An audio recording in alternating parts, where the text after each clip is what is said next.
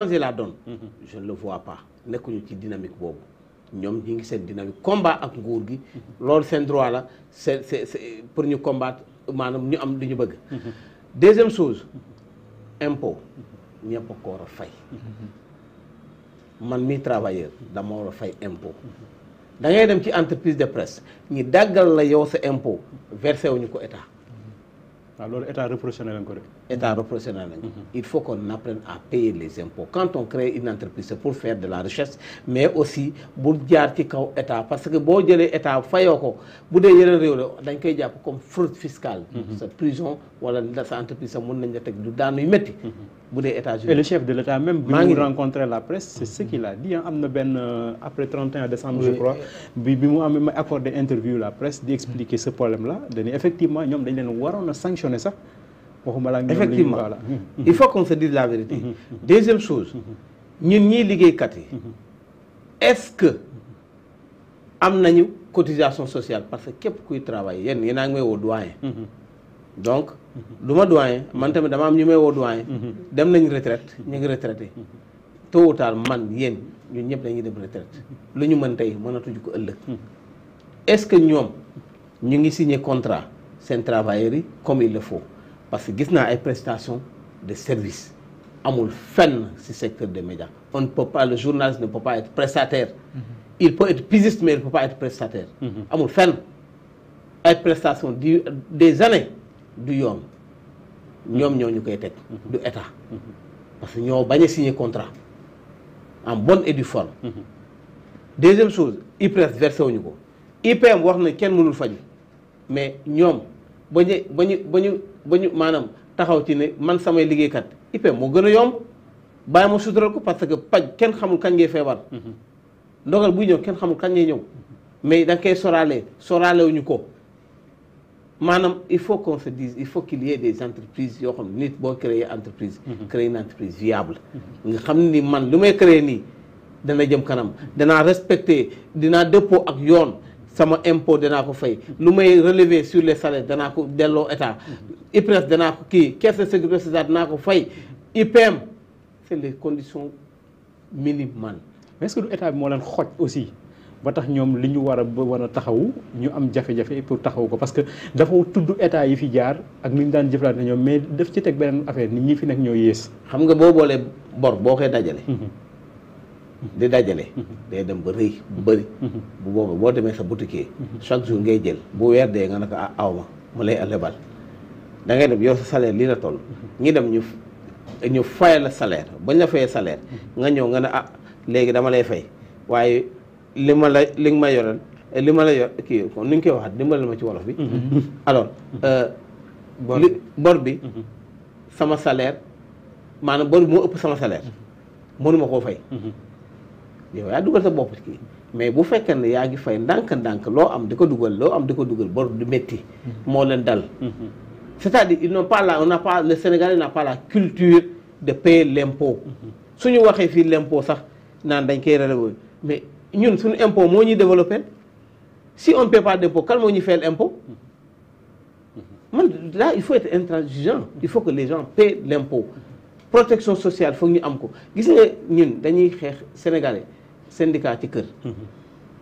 dañuy yaakaar ne syndicat noonu la wala c'est une force d'opposition non c'est un partenaire social réew yi ko comprendre dañuy considérer le syndicat comme un partenaire social. Il faut que les acteurs privés aussi ñu comprendre ko noonu. D'autant que impôts yi ñuy wax ay prélèvement la yoo def ci salaire jàmbur ay prélèvement la yoo def ci publicité jàmbur donc ay impôts yooyu reversé rek nga ci war a def mel ni Boubacar la suñu daanelee laa jëlee rek gis nga suñu patron yi pour man tey ji lu ñu dal ak ñoom lu leen dal ñoo ko teg seen bopp parce que en fait ils n'ont pas vu la chose venir dañoo accumuler autant de dettes yoo xam ni nguur gi en fait jamono ji diñu def lenn kese la mooy appliquer les lois. parce que yoon da nga war a fay impôt quand tu collectes ces impôts là sur le revenu da nga ko war a reverser état bi mais ñoom reverser wuñ ko ce qu'ils ont fait dañoo am problème salaire. ñu jël xaalis boobu nee nañu fayee ko ay salaire parce que les salaires sont prioritaires parce que nit ñi mën nañoo toog xaar lii yëpp lu ko waral mooy lan en fait xaw ma peut-être ce point la bokk mais on n'a pas un modèle économique boo xam ne durable wala viable suñu médias yi suñu modèle économique muy audiovisuel bi Abdou Diaw mu ngi koy rappeler ci thèse bi mu defoon docteur Abdou Diaw économiste mu ne audiovisuel bi publicité la ñuy doxee ak signature de convention ak aide de la presse bu dee ñi nga xam ne ñooy quotidiens yi vente de numéro la ñuy doxee ak publicité ak aide de la presse encore donc si ñaar yëpp wala si ñett yëpp aide de la presse ñëw na kon ñun lu ñuy dundal mooy publicité le doyen Mamadou Ibra Kane man après Covid bi interrogé naa ko il me dit en fait après la Covid les entreprises de presse ont perdu à peu près 80% de leurs revenus wala 70% maanaam juróom-ñaar fukk si téeméer boo jël si li këru taskatu xibaar doon am amatuñ ko si koppar ndaxte mbas mi fi jaaroon ak jafe-jafe yi mu indi ñoom amatuñ loolu parce que si publicité bi ñoon dépendre amatul publicité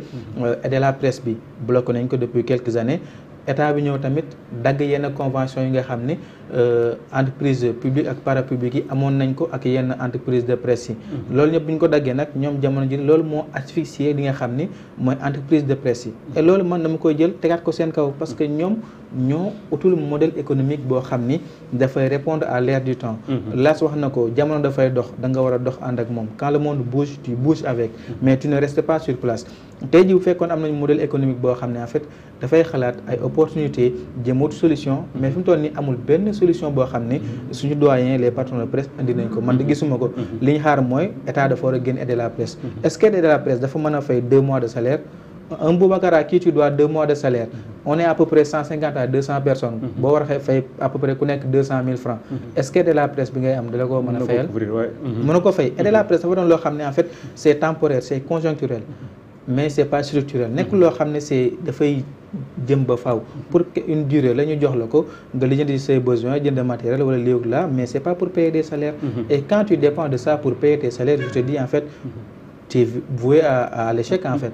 loolu moo fi nekk patron de presse yi li ñu war a def mooy jéem a ut ay solution te solution yooyu bu fekkee egg nañ si man gis naa ne am na solution yoo xam ne mën nañ ko mën a def jamono jile lépp loo xam day méngoog jamono ñu jëm si ngir nga xam ne médias sénégalais yi gën a viable amaat doole boo xam ne tax ñu soxaliku reporters yi suma genre yi nga xam ne am na ñoo xam ne amuñu contrat 4 ans prestation la ñuy nekk te loolu